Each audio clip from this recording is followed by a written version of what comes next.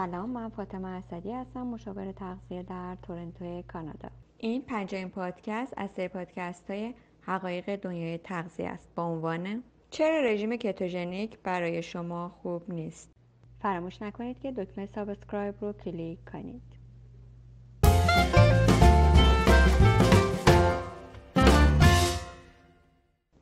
در پادکست قبلی ما متوجه شدیم که رژیم کتوژنیک یعنی چی و چه فرقی با رژیم معمولی داره.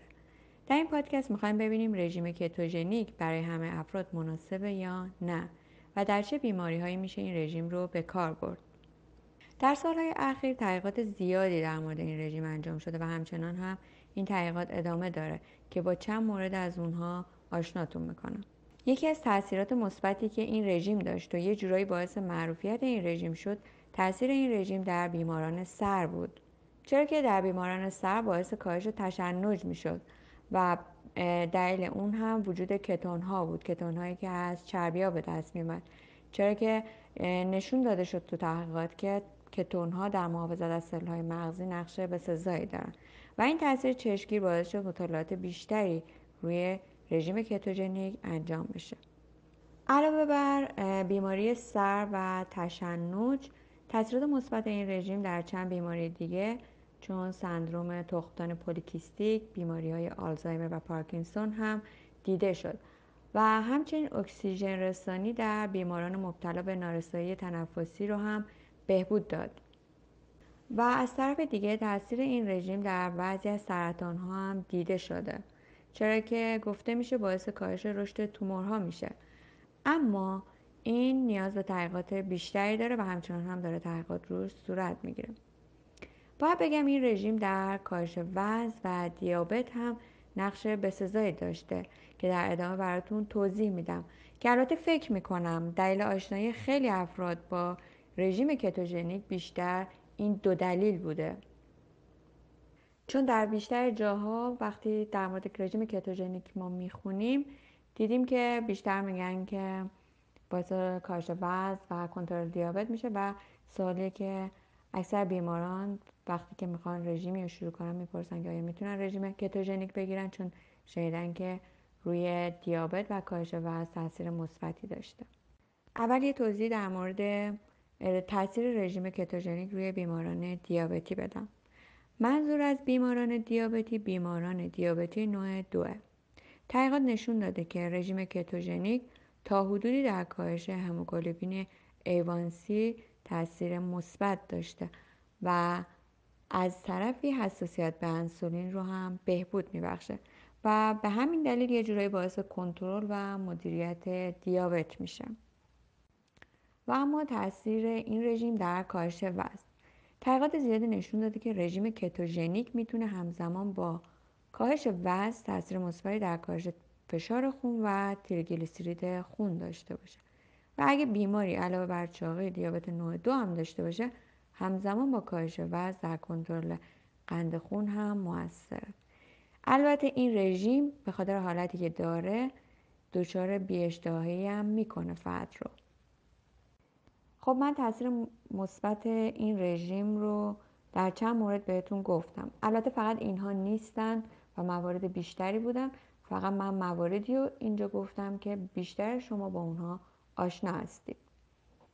البته هنوز تحقیقات و بررسی ادامه داره و روز به روز داره به تاثیرات مثبت و منفی این رژیم اضافه میشه.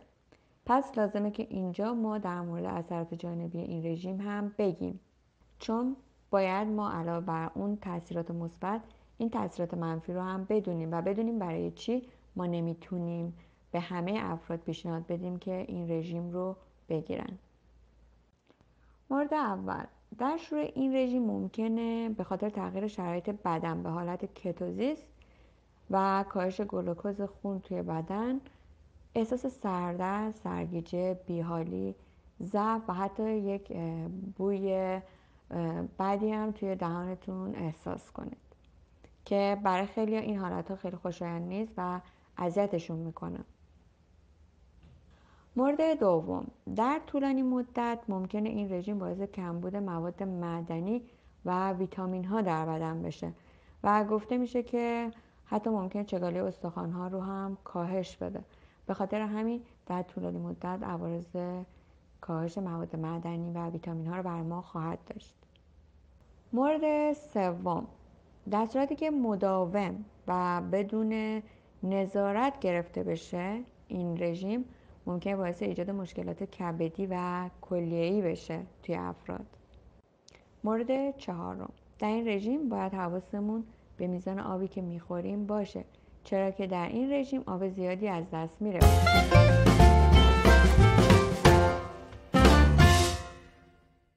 و مورد پنجم، موردی که به نظر من از همه اینها هم مهمتره. درسته که من تاثیرات مثبت این رژیم رو در چند بیماری گفتم. شاید خیلی از شما الان دیابت داشته باشید و یا اضافه وزن داشته باشید و بگید که خب چه خوب، من این رژیم رو شروع میکنم تا زودتر نتیجه بگیرم. ولی باید اینو بهتون بگم که مطمئنا خودتون به تنهایی نمیتونید این تصمیم رو بگیرید که این رژیم رو میتونید شما داشته باشید یا نه. لازمه که پزشک و مشاور تغذیه‌تون شرایط شما رو بسنجن و این تصمیم رو براتون بگیرن تا دچار مشکل‌های حاد و مزمن نشید. چرا که الان تو سایت‌های مختلف ما انواع رژیم‌ها رو داریم. حالا انواع رژیم‌های کتوژنیک رو هم میتونیم ببینیم که مرتب هم تبلیغ میشه که در مدت کوتاه شما نتیجه رو میگیرید، درمان میشید یا در مدت کوتاه شما به وزنی که میخواید میرسید و خیلی موارد دیگه. و اینا باعث میشه که افراد زیادی به سمت این رژیم برن و خودسرانه این رژیم رو بگیرن و باید بگم که به هیچ وجه گول این حرف‌ها رو نخورید. به عنوان یه مشاور تغذیه این هشدار رو میدم که به هیچ وجه بدون مشورت این رژیم رو نگیرید، چون حالتایی که توی شما ایجاد میشه با رژیم کتوژنیک خیلی مهمه. اولا که بدن باید به حالت کتوزیس برسه و وقتی بدن به حالت کتوزیس میرسه تو افراد مختلف ممکنه حالتهای مختلفی رو ایجاد کنه. به خاطر همین حتما باید تحت نظر باشید، چرا که گاهی ممکنه اصلا این رژیم برای شما مضر باشه.